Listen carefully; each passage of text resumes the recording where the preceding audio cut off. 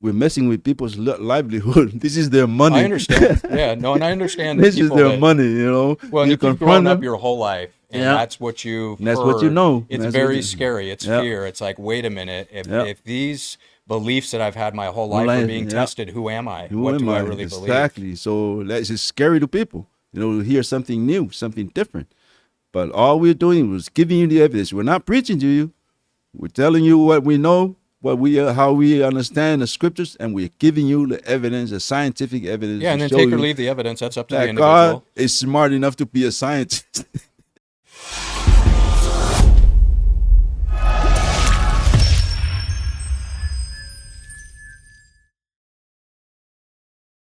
Welcome to the Magnificence of the Three. This is where we dive into real-life journeys and breakthroughs, blending science, spirituality, and spiritual growth. We're also offering thought-provoking insights and empowering conversations that challenge conventional thinking and expand our understanding of the world. I am Jason Ford. I am here with my brother from another mother, Timeout Tumua, award-winning author.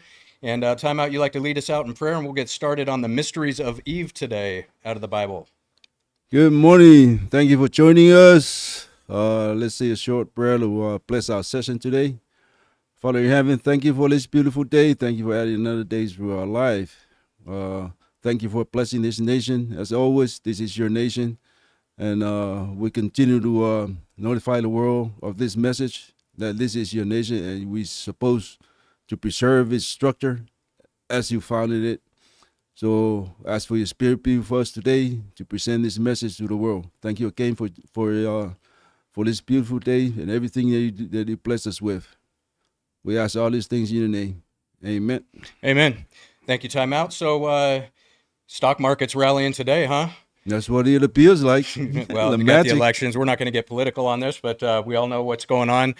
We are going to continue on with our discussion on the content from Timeout's book, The Magnificence of the Three. Timeout's an award-winning author, 11 awards on this guy so far, and it's very insightful. And I was telling you on the way up here this morning, I wish I had some of this material when I was younger, because I think I was 9 years old when I found a Bible in the utility room of our place where we lived up in Washington State. And I had read Genesis about halfway through. And of course, it was probably a King James version, so probably a little bit difficult to read. And especially at 9 years old, wasn't quite getting the material. But I remember thinking at the time, at least, and of course being that young, that, you know, this is kind of nonsense to me. And I wish I would have had some material that, like yours, that gave some different perspective, because as I got older, you're not trying to change anything in the Bible, you're just, or change a truth. And we're not here to push a truth or a belief system on anyone. It's just a different interpretation of the material. And I think I would have had more interest as I got older, and it at least got me into it. So I've even had people, in the church say, well, I looked at your podcast and, are you guys bringing people closer to Jesus or further away? Kind of in a condescending manner, right? And it's like, well, I'm kind of the unbiased party here. We're just given a different look and take on the material.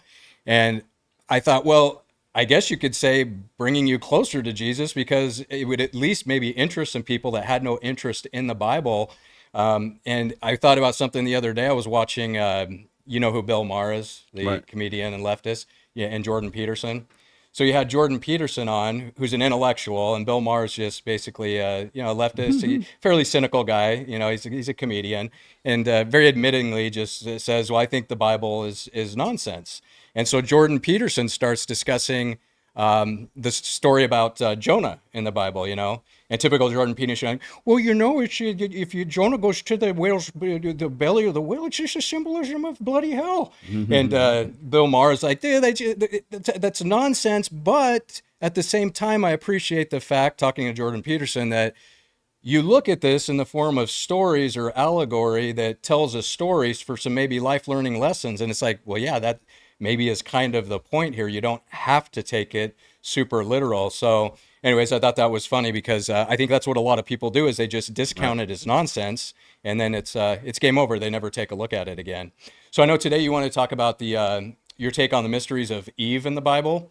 So I'm going to sit back and we'll go through the material. I'll read some scriptures as they come by, but this is your book, your project, and flow with it, man.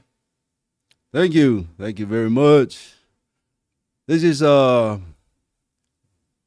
of the lingering questions about Eve still continue today. There's really been no like a resolution, resolve, or a consensus about two questions we're going to address here today. Was Eve created in the first chapter of Genesis or the second chapter? That's the first question. That was one of my own lingering questions that I had to look for an answer. The second question is, why did God refer to Eve as a helper? Because that's exactly what when God decided to create Eve, God first referred to her as a helper. So those are the two questions that we're going to deal with. It's about this series, this two-part series. Today we're going to present evidence. This is scientific evidence. We're not. This is not a literal, what you call a literal explanation or a literal. Yeah, you're not going all literal. You're using a lot of allegory in here. Right. We're giving you the scientific evidence of how God designed Eve, and man, it's a thing of beauty. It's one of the beautiful things that God planted in the design, and now science came later. They don't even realize they provided the evidence, but the evidence is beautiful. It actually literally confirmed what God the design that of how God designed Eve and created her in the second chapter. God said he created her in the second chapter, and everybody cast doubts about it, but that's what, this is how people, how they see the Bible. God will tell you one thing, and then everybody say, yeah, because of this and this. But, it's no fault of the people, of the community, because they have to find their own explanation of how this thing, everything was supposed to be created in the 6 days of creation. In the second chapter, Eve was created. So I can understand the confusion, and the confusion so bad that even the Israelites, Israel's rabbis in the past came up with the idea that there was a different woman that was created in the first chapter, and that woman's name was Lilith, and supposedly Lilith didn't obey God, so God got rid of her and replaced her with the second woman, and that next woman was Eve. But they don't realize that when they say stuff like that, what they're saying is God's creation was imperfect. That was a flaw in the creation. But I'm here today to tell you there was absolutely no flaw in that creation. All this whole chapters of Genesis 1, 2, and 3, these things were all scientific. They were all scientific markers that God left in there, and this is one of the best ones that we're going to discuss today. So, but in order to understand, in order to fully understand what God planted in there, we also have to start from the atom. The atom holds the design, holds the key to everything. So, in order to understand why God did what He did and how He did it, we have to also have to come through the atom first. So let's be clear too. We're on the atom, atom. You're talking about the structure of the neutron, the proton, and the electron, which was the foundation for your book. After 5 years in writing it, where you actually had stopped, and something came to you, and you're like, "Oh, wait a minute, this is looking like the structure of the atom is involved in here." So, just wanted to be clear, we're not talking about atom, ADAM, right now. Yeah, this is the atom. The title of our podcast, The Magnificence of the Three. The Magnificence of the Three, as I claim, was a reference to the atom's 3 particles. So the confusion began like this. When Adam was created in Genesis 1, verse 26, immediately after that, God in Genesis 1:27, God said this. So God created man in his own image. In the image of God, he created him. Male and female, he created them. So it's this male and female that started a whole conversation that caused a whole lot of confusion, because it appears like because of how God cited male and female, that this is where Eve was created at. But it is my claim that the male and female here that God was cited here was the first marker or a transfer of the design of the atom in deciding Adam. Now remember, the atom and its particles were classified, and the particles were labeled. These are modern, by our modern scientists, where we ended up with negative electron and positive protons. The thing with these two is they're opposite of one another. And that's what God did here. God didn't call the particles as a positive and negative, but what God did was mark them as opposite of one another. So this is the first marker was God used as a transfer of the design of the atom in deciding Adam. He didn't call it positive and negative particles, but he called them as opposite attract as well as male and female. So this is where the confusion it came from, but all of God marked here was a transfer of the design of the atom in deciding Adam. Instead of calling it positive and a negative particle, which were opposite of one another, God called them male and female, which were also opposite of one another. So then in Genesis 2, verse 21, 23, God says, "And the Lord God caused a deep sleep to fall on Adam as he slept, and he took one of his ribs and closed up the flesh in its place. Then the rib which made the Lord God had taken from man, he made into a woman, and he brought her to the man." Right. So this is the second chapter where God created Eve. But the confusion left the evidence for us, however, from 127. The first piece of evidence is that Adam was created. God loaded into him also the female part of the design was all loaded into Adam. Just like the atom was, everything was loaded into the opposite attract. We're loaded into the atom. Adam was also designed the same way. Male and female were also loaded into him. This is one of the meanings of 127, that male and female, he created them. God was not referring to Adam and Eve, but he was referring to the structure of the atom that was designed, that was used to design Adam, which was the opposite particle. So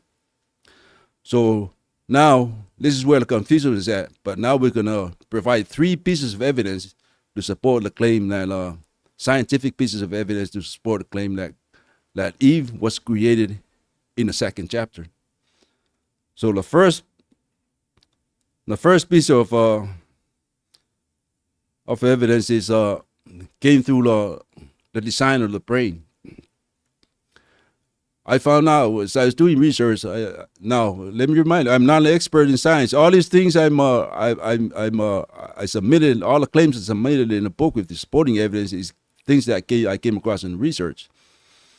So what I came across was that in the fetus first 6 to 8 weeks, all female fetus begin life. All fetuses begin life as a female. All fetuses. And the reason why it says because our scientists came later, our experts now claim that during these 6 weeks, the fetus only has an X chromosomes. Chromosomes is this thing in our cell that carries our DNA and proteins. It carries all our traits that we pass forward to our descendants to the future. So all our information about our lives are stored in this DNA. So the chromosomes, female chromosomes, is now discovered by our scientists, by our experts, is that female has XX chromosomes. The male has XY chromosomes. So after like 8 weeks of the female of the fetus as a female with the X chromosomes, testosterone is rushed into the brain and change the dynamics of who the future of the baby, the fetus, is going to be, whether it's going to be male or female. So it's a little bit complicated, but that's like a short summary of how this process goes. And so all fetuses, all fetuses begin lives as females, and that's one of the most unique thing that we're going to show you. We're going to explain further of how God decided, how was able to pull a female out of the male's rib. So when Adam began life, he began as a female. He was an X chromosomes. So when his biological structure changed after 8 weeks, he became an XY. So females now have XX chromosomes, but a male have an XY chromosomes.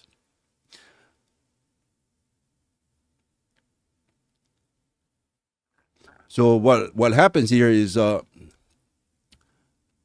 evidence shows that what God did here, the design comes through the chromosomes.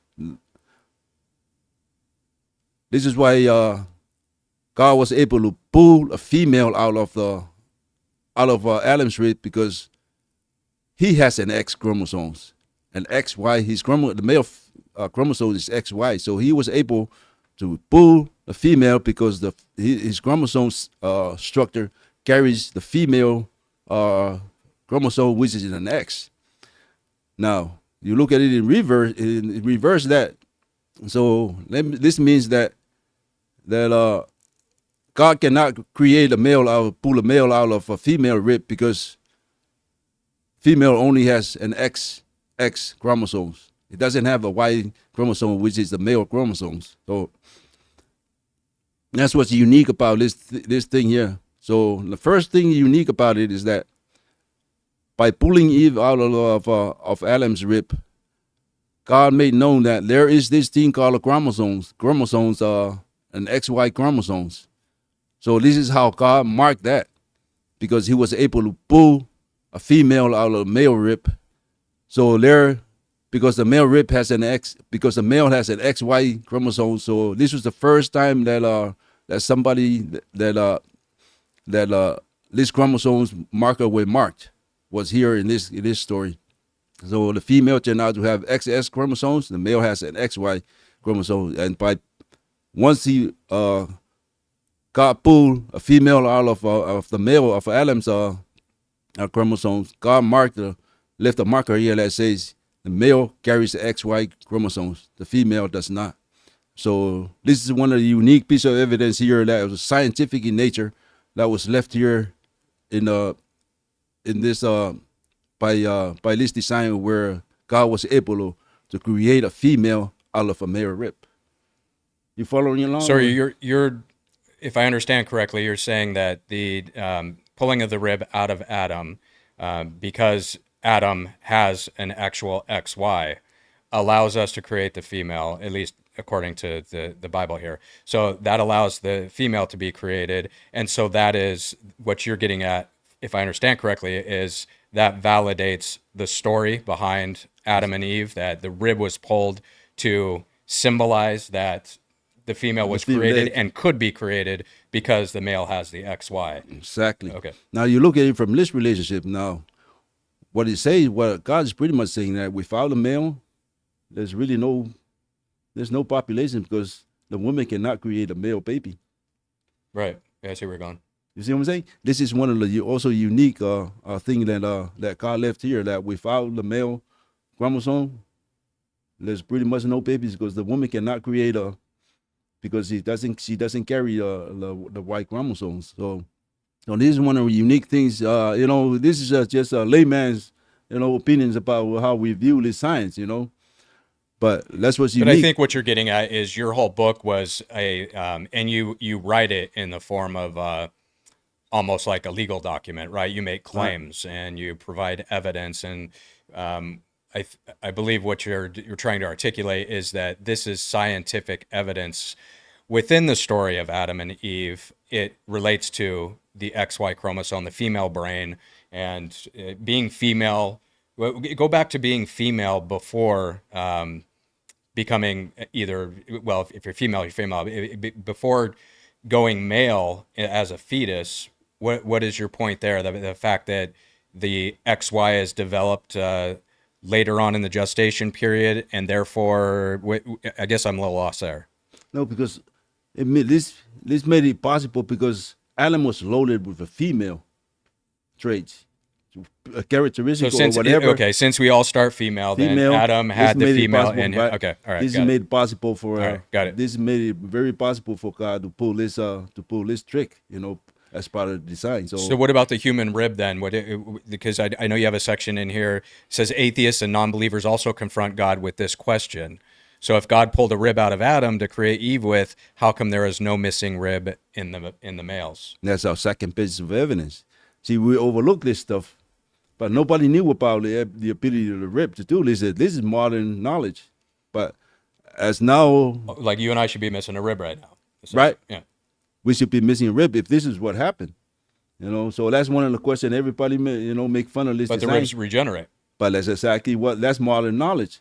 You see? Yeah. Can you see nobody knew about this, but God did, because He did this design. He designed the body this way that the rib can regenerate itself and regrow. You see what I'm saying? So, which is it the only bone in our body that can regenerate? That's the only bone. Yeah, okay. From what I they figured say. maybe there's a bone in your ear or something. Yeah, I'm not sure, but whether there is, but it validates what the Bible is saying. That Yeah, I mean, when you start putting the pieces together, it makes it's sense. just another. I mean, it does validate. It does give some evidence. Yeah, you combine all these pieces of evidence and come to one conclusion. So this is our second piece of evidence, that the reason why there's no missing rib is because the ability of the rib to regrow itself God already knew about it. Right. This is modern knowledge that we found out way later. But and this is exactly what I'm talking about. If somebody reads the Bible, and especially if you're atheist or right. lack of faith, no belief in supernatural, mysterious, anything like that, you're going to look at this and go, "This is nonsense." Yeah. Right? A rib pulled out of the guy, and then a right. woman is generated. Yeah, but that turned out to be a scientific thing. Sure. This is scientific. This is a piece of evidence. That means God was aware of the ability of the rib before modern science did. So that's our second piece of evidence. Okay, yeah, and they say the ability of the rib to regenerate itself is a modern discovery, but God first revealed His ability of the rib when His enemies looked for the missing rib and could not find it. Expand on that. I'm not familiar with that. Where His enemies look for the missing rib. No, the enemies are the people who don't believe in God, in the design, in the Bible. Oh, I see what you're saying. So people that do not believe in the design, that's what they, based on what the Bible says. They assume that because God pulled a rib, there should be a missing rib. So that's been their questions until science found out that the rib can regrow itself. So in parable form, it's explained if you go back and examine it, because you've done a deep dive on this, right. And so I've heard some of this explained before. I've heard, I was telling you earlier, there's a guy by the name of William Donahue. I don't know, I think he's still around. He's probably much older now, but like in the 90s, you can go back on YouTube and he's got some really good explanation. He was actually a pastor at the church and ended up leaving because of his take on the scientific proof in the Bible of a lot of the stuff is very similar to what you're talking about. And right. He talks about the rib being taken out, and that was an electron being taken out of Adam. So interesting for those of you out there that want to kind of look at a perspective that's similar to this and kind of has some add-ons, and Time Out here covers some things that are not in that material as well. He has a ton of different videos at William Donahue, and it's a different perspective on the Bible, where he got so fed up. And this isn't, once again, none of this is ever bashing the church, but he got, as a pastor, so fed up with the church and his own life experience that he saw what he was teaching within the Bible from a different perspective. And when he was ostracized essentially for his take on it, right. And being called a heretic for it, he said, well, I'm going to stand my ground. There's absolutely no heresy behind what I'm saying here. I absolutely believe in God, and I absolutely believe in Jesus, but here's the interpretation that I see. So I don't think we should beat people up for their interpretation for something. I mean, if you stand by your beliefs, you shouldn't really get offended by it. So right. It's just a different take. So go ahead. I understand that. I mean, as of today, I do understand, and I honor him for that take, because the question about Eve is one of those questions that nobody can answer. These are things, the mysteries of the Bible that still remain today, why people don't go to church. People that went to church when they were kids quit. They got away from the church. There's evidence now that churches are closing here in the United States. More churches close than opens. So in the thousands. And that's just in Europe and here. Like there's one of the churches, like the Baptist church, used to be, a church here in the United States church, founded here or something. You go walk into one of them, there's only like old people, like 10, some of them less. Well, it's interesting you say that, because I go to two different churches down in South Orange County, and kind of go back and forth. Like I'm involved in a life group and stuff, and it's a great community. And I had brought up some of the stuff we were talking about on the podcast. It's like just a different perspective, mm-hmm. right? And these were older guys that I'm buddies with within the church that have been attending church pretty much their whole life. They actually agree. I was surprised. They agreed with a lot of what you were saying. And the thing is the caveat was, good luck bringing that up at church. Yep. And that's kind of unfortunate. It's like they agree with it, but they know that it's not, these types of things are not going to be talked about. Yeah, and that's the thing is we don't have to have this church leading us. We don't have to have this church because they have so many mysteries that it can't resolve. There's just too much garbage in there. Jesus said one thing, but they choose Paul. Well, you know what it kind of reminds me of? It's like when you talk about something like physicists and quantum physics. There's physicists that are just like their whole lives, and they've wrote papers on just classic Newtonian physics, and then quantum comes into the game, and they're like, we want nothing to do with that. Because why? If there's validity behind it, it may prove their ego and all their work they've done all their life wrong. And it's not to say one or the other, but you can't deny some of the studies in physics that within quantum that won't even actually be published in scientific journals. Why? Because the ego says, nope, I can't accept that. It's almost like a defense mechanism goes off in the brain where you just flat out, the ego cannot accept a different open-minded opinion on something. Once it's locked in, it's unfortunate. It's like, it's done. You're closed. You're closed to new information. Yeah, I was at a book show, the LA Times book show last year, and I met this. I was there trying to sell. I had a booth trying to sell a book. So, yeah, I think I told you about this guy. I seen him walk across the street. He looked up at my banner and he started laughing. And then I say, "Oh, this guy understand." Because in my banner it say the magnificence of the three. And then I had images of the atom and the Ark of the Covenant. So I went over there. I walk across the street and hey, how you doing? Introduce myself. And he goes, what is this about? Pointing at the Ark of the Covenant and the atom bomb exploding. So I told him, the Ark of the Covenant was designed after the atom, and it turned out he's a physicist, right? This guy's a physicist. Yeah, I think you told me the story. Yeah. Yeah, he looked at me and goes, "What?" And he's also a Jew. He's also Jewish, and I told him the Ark of the Covenant was designed after the atom. He said, how does that come about? So I explained to him. I said, the mystery is the neutron. You see, when God walked in the desert, he was fire, bright light, and a cloud during the day. He goes, okay. And say, when the atom bomb exploded in Japanese, the witnesses saw the same thing.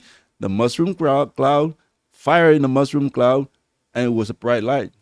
He stood there, looked back at me, and started laughing. He goes, man, that's thinking outside the box. So we start talking, and it turned out. Literally speaking outside the box. Yeah. He goes, that's talking, that's thinking outside the box. So we started talking, and he was telling me, I'm one of those guys who thinks outside the box. Right now, they just kicked him out of one of the scientific magazines because of a group, some kind of organization, because he submitted a paper about light that has never been about light. Yeah, about light. Yeah, that has never been discussed before. Some elements in the design that nobody knows about, but people disagreed with him and they kicked him out.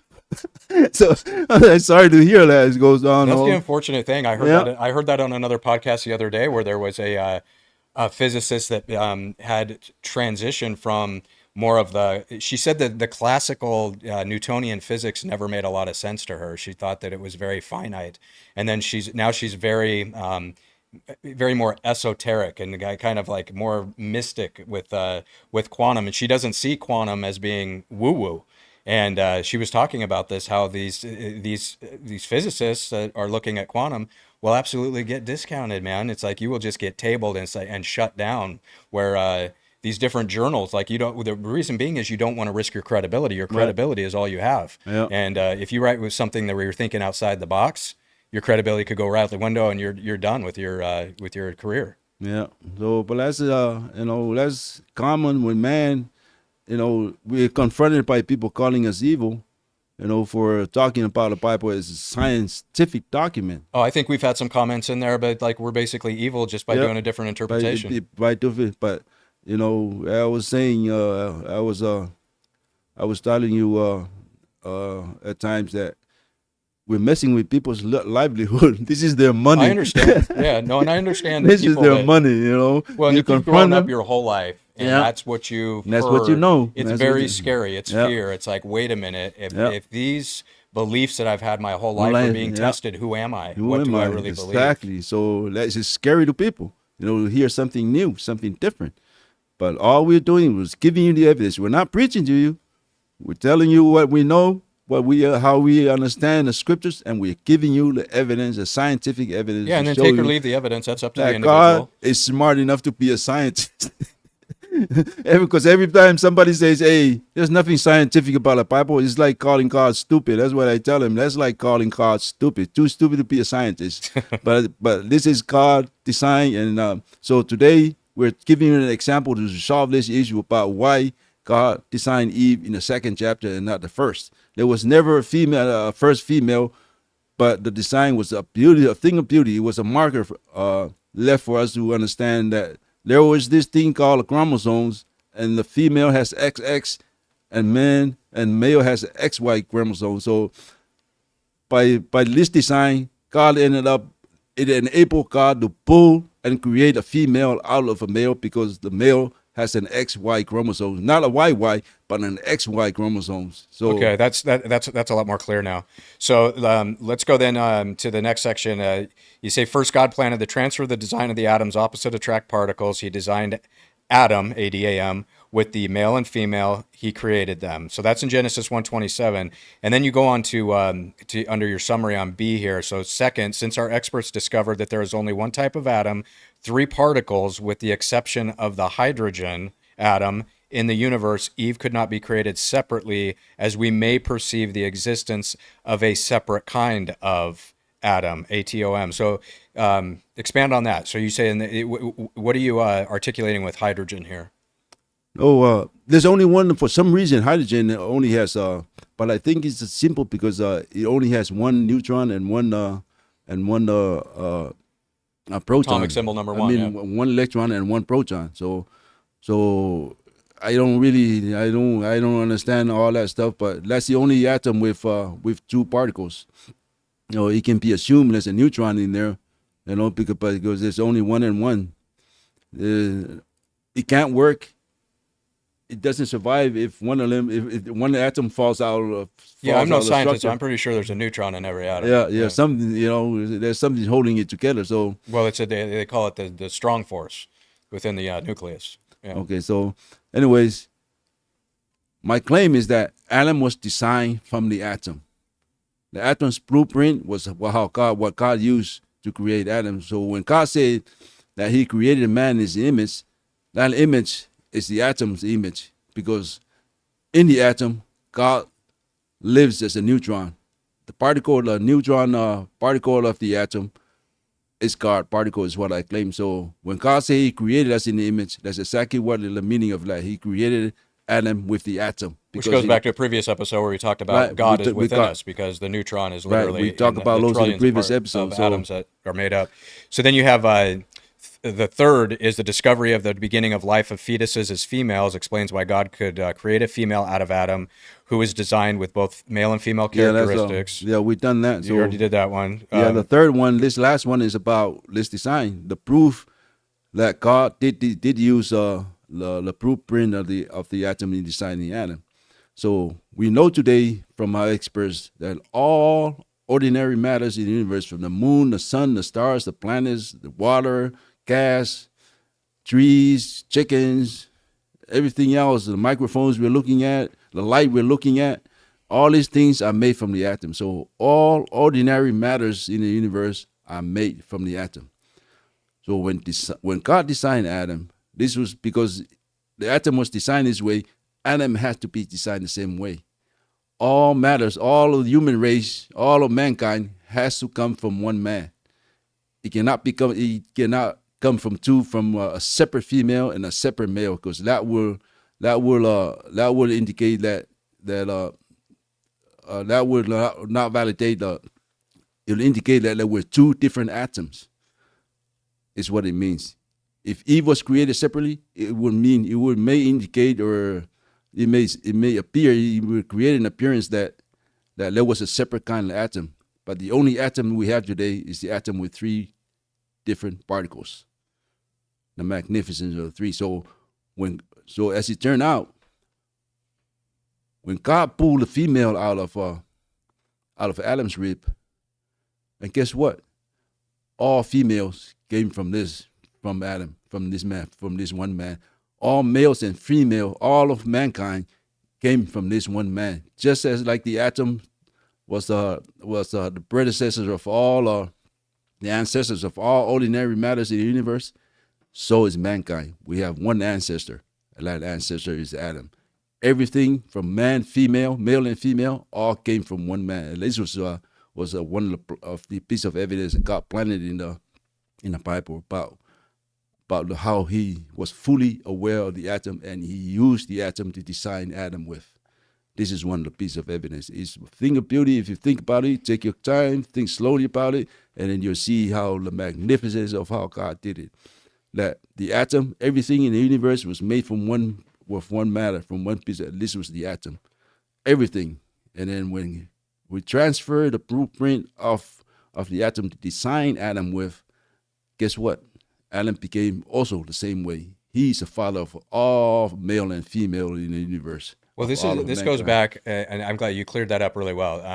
This goes back to what we were talking about a little bit earlier with people just totally discounting any sort of credibility with the Bible. Mm-hmm. But you've broken it down to where even if you didn't believe the stories in a literal sense, you've broken it down to the Adam's design is very, very evident. I mean, whether or not you translate this information as the Adam, you've at least seen a breakdown on it that has a lot of validity behind it. Yeah. So it's a beautiful.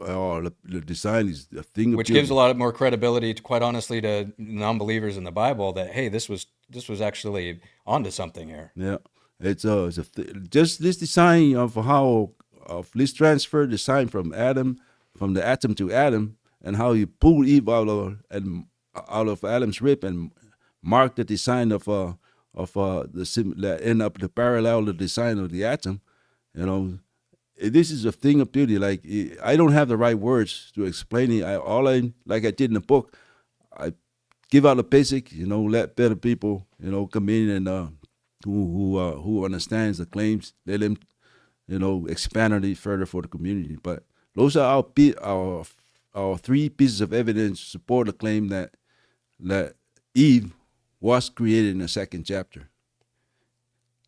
The reason why God could not create her different, because it will indicate that there were two different atoms, but there's only one atom. Our experts found there's only one atom, and that atom has three particles, and that's how God designed.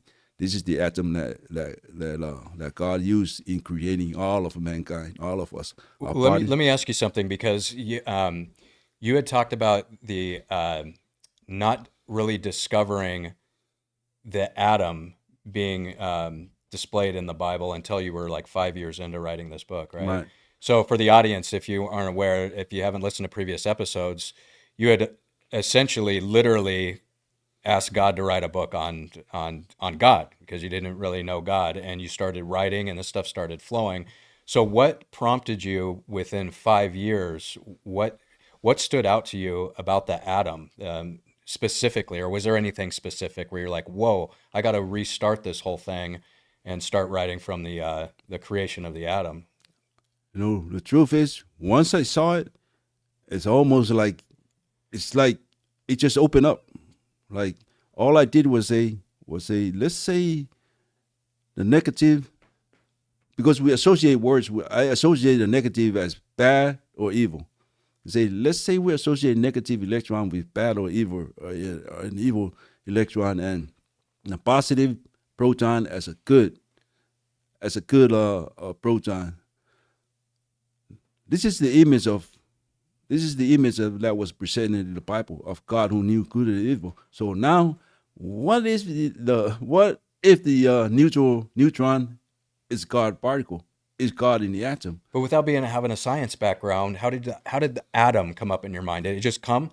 I didn't even know the name of the particles. That's how I know what the atom is. I didn't know anything about it except that I know what the atom is. It has three particles, but I didn't even know the name of the particles. And then I looked, and right when I saw it on the screen, I'm like, this is the image that's in the Bible. I mean, how coincidental was this image of this thing that's supposed to be, billions of years old, how did he end up in the Bible? Yeah. When nobody else knew about the atom. Right. But here's the image. That image is a God who knew good and evil. So I'm looking at the atom and say, what if the neutron is the God particle? Then we have I think we have as a question to ask here. We have something here. So that's what I did. I started looking for the. I started looking for evidence that the neutron is a God particle.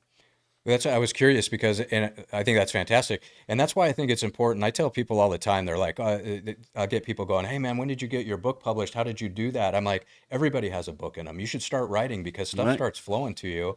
And I kind of call it the etheric Google, this field that we live in. Stone. This is all space. There's information in this space, and when you start writing, stuff will just start coming to you. And like you said, it was just kind of like an anomaly where, Yeah. boom, the atom comes to mind without having any sort of. I mean, you weren't uneducated, but I mean, you didn't have barely high school background. You didn't have a science background, and this stuff just starts flowing out, which is pretty cool. Yeah, that was I you know I hate to sound like it's you don't want to project I don't want to project myself as something beyond myself, but that's what for some reason I saw this thing, and it's like God's pointing me. He say, look in this thing. Yeah, no, for sure. I believe in all that stuff, and that's why I think that I don't even when know you what the open atom yourself was. up to and you're looking for answers, you'll find them. I mean, Yeah. seek and you will find. Because this book, my if you listen to our earlier podcast, I was incarcerated for a long time. So when I was preparing to come out,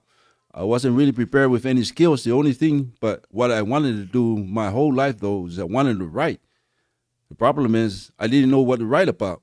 So when I finally decided inside what I was going to write about, I was thinking I'm going to provide 10 pieces of scientific evidence that God, the Jews brought to us, is real, because we need God in this world. Because I was watching from inside, I'm like, man, this is You see bad the worst world. of the worst. The worst of the worst. Just inside, I'm living amongst them, and I'm watching from inside. So it's almost like I felt like I'm sitting on top of a hill and look out down, and there's a world evolving beneath me, and I can see everything about to happen. Bad things, good things, I can see just by reading the news and that kind of. But so I decided in there and say the book I'm going to write is about the 10 pieces of scientific evidence that proves that God is real. And after that, I had a spiritual experience, and I believe was that spiritual experience that I had that led to this book. I believe it for sure. The stuff that I had in this book, I should not know this stuff, but Yeah. even today I reread the book, I'm like, man, I couldn't remember some of the stuff in there that I wrote. I couldn't Totally. remember them. That I was happens in to a lot of different authors. zone. I bet it's probably the same thing for musicians. Like I told you, and not to make it about me, but it's the same thing. When I wrote my book, I Right. go back and read it, and I'm like, man, I don't remember You remember? writing half that You know, stuff. you're in the zone. Yeah. But anyways, that's our that the evidence is really, these 3 pieces of evidence which we submitted today is literally, a reasonable person can come to and say, hey, there's something here. We should look more into it. God could not create Eve separate. And that's the reason why, because there's only one atom. God planted that evidence just to show us that he was aware of the atom. And when he designed Adam, he used the same blueprint of the atom to design him. This is why Adam became the father of both male and female. He became, just as the atom is the father of all ordinary matters in the universe. So now, our next week, so we got any other further subjects? No, I mean, unless you have other information that we got to wrap up here pretty quick anyway. But Yeah, that's pretty much for our show. But the second question that we're going to go into is, why did God call Eve a helper? Because that's another confusion. There's the Christians, the church has used this, men have used this to abuse women in the history of the church, for real. They come up with those things, oh yeah, you're the helper, smack them around. you know what, that pastor I was talking about, Yeah. that William Donahue, said that exact thing was going on in the church, and that's why he got out. He saw not abuse necessarily, but he saw the way the church was looking at the women, Right. and as basically a lower form of humankind. Right, lower That's why, form. and it just upset him. Yeah, that's good stuff, man. I like the fact that you can talk about this stuff. I mean, a lot of it can be subjective on your interpretation, of course, but you look at it from an objective point of view as, hey, here's how you line it up, and here's how I present it, Right. and that's exactly what your intent was. And I think even people I don't consider myself religious. I don't think religion itself has done a whole lot except separate us, and that's not a bash on religion. I mean, I believe in Christ. I have my own take on things, but what I found is that so many people that even go to church, and I'll talk to them afterwards because I'm very interested in this stuff, and I get the sense that maybe they're not really buying what is going on, and it's more like a transaction that they're showing Right. up to church that day. And I think a lot of times they're just there, which is absolutely I that's think it's a perfect. If habit. they're there for community, that's Mm. great. That's really the reason I go too. And the message, because I take gold nuggets out of every single time I go out of the message. But I think a lot of them are, when I start talking to them, are kind of like, yeah, I didn't really understand what we were even talking about today. And you'll look around, like I'll kind of observe when I'm at church and just see how engaged people are. And it's pretty evident that most people are probably not thinking about what's going on at church. They're just worried about what's going on the rest of the day, but they happen to show up. So, Right, right. um, Yeah, it's that's a sad state. Like the church doesn't look at it. They think the way I see it, because I visit a lot of churches. The churches that's thriving, that's adding members, are the churches that have schools. yeah. See, because parents have to come to church and bring the kids. Now, the churches that do not have schools, those churches are dying. There's hardly, you go there, there's a bunch of old people. Well, the people are dying away, literally. Yeah. Yeah. There's a bunch of old people, and I always, it's sad to see it, but they don't seem to see that it's a message. There's so much stuff, the mysteries of the Bible that people need to understand, but they can't find it from the church. So people start leaving. But every time somebody comes up with a different interpretation of the message, they start pointing fingers at you and calling you names. Well, I think what it is it's a good starting point, because the whole point isn't to sit here and dissect and create more separation and say, no, this is what I think is in the Bible and this is how you should read it. And that's not what you're doing at all. I think what it's doing is allowing people to start at least looking at, even if you looked at the Bible from the point of just allegorical, right? And like my point with Jordan Peterson talking about the stories and how you get life learning stories out of there, it's lessons. So you don't have to believe in it literally, because a lot of people don't. But when you look at the stories, it at least draws people to the Bible that are somewhat analytical and looking to seek out more knowledge within the Bible. I think that was God's original plan, was to develop a relationship through stories. Yeah. Through stories. So that way, this is where the belief by faith comes in. Mm-hmm. You must believe by faith. And Jesus came who is God.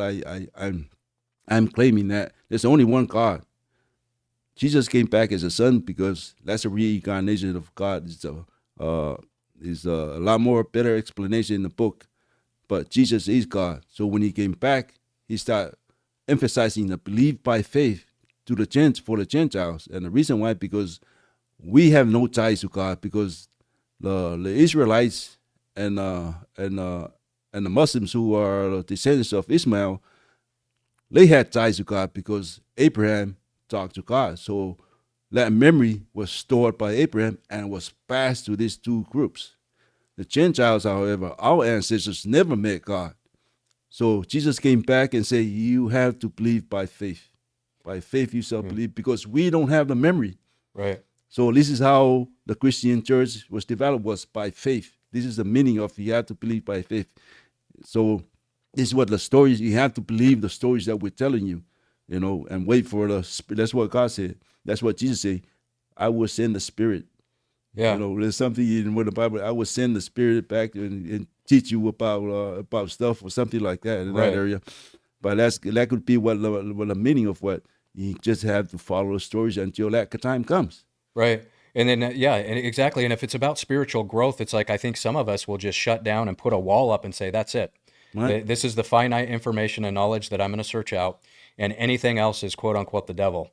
Right. And I've heard that, and literally. And so if that's your take, that's fine. My take is I think we're here to grow spiritually. And so if we're looking to expand our consciousness, it's examining the Bible. And perhaps the reason you wrote this book was just another perspective on it so that people could go, oh, wait a minute, maybe I should be looking at this material and making a decision myself. And perhaps we're going from on a conscious level from faith to a knowing, because Right. the more knowledge you know. Right. So I'm not looking, my goal as a book is not, there are seekers. There are seekers looking for God.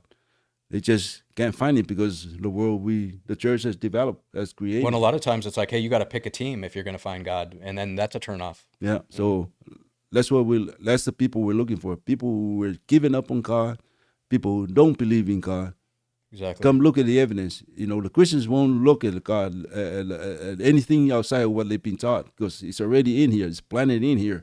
So it's not their fault. Well, when you say Christian, I mean, you're technically Christian, right? I am. So I just want to make sure that's clear, because I think a lot of people will take that as like an insult. But you're Christian. You're just saying in general, a lot of what organized. I know the basis religion of the will Bible, the biblical stories, because I grew up. I was baptized as a baby. I grew up as a Methodist church, attended schools, Sunday schools, and all that stuff. But then as I grew up, more questions, just like a lot of Christians. Sure. More questions come, and you say, why is this? Why it happened here? Why is this? Why God killed so many people in the Old Testament? The same questions atheists, so people start coming away from the church because nobody can solve these questions. Yeah. There's so many lingering questions and mysteries of the Bible, and that's one of them.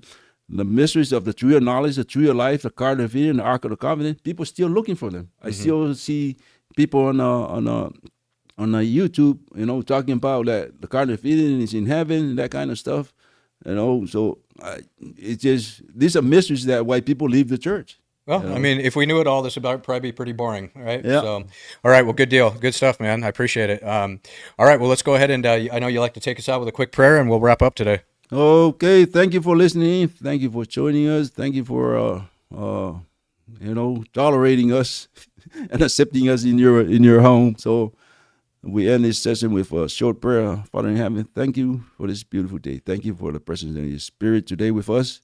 Thank you for the Spirit to help me project and present the evidence to the community. I ask for your Spirit for guide our family, protect our families, go about their ways, our friends, and especially this nation. This is your nation, as we explained in the past series, that this nation is founded on the second most important command. And we pray that you continue to protect us and forgives our sins for everything we have done in your name. We ask all these things in your name. Amen. Amen. All right, thanks for joining. When you serve yourself, we serve others, you serve yourself. We are going to wrap up and like and subscribe if you enjoyed the material. We'll see you next time.